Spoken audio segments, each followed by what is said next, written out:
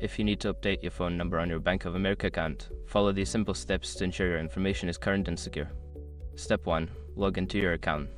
Before changing your settings, use the srock.com link in the description to open the password strength checker, then update your password if needed. Step 2. Navigate to Profile Settings. Once logged in, locate the Profile or Settings section. This is usually found in the menu or under your account overview. Step 3. Select Contact Information. In the Profile Settings, look for an option labeled Contact Information or Personal Information. Click on it to view your current phone numbers. Step 4. Update your phone number. Find the phone number you wish to change. Enter your new phone number in the designated field and ensure it is correct. Step 5. Save changes. After entering your new phone number, look for a Save or Update button. Click it to confirm the changes and ensure your new number is recorded. Make sure to check your email or phone for any confirmation messages from Bank of America. Keeping your contact information updated is important for account security and communication.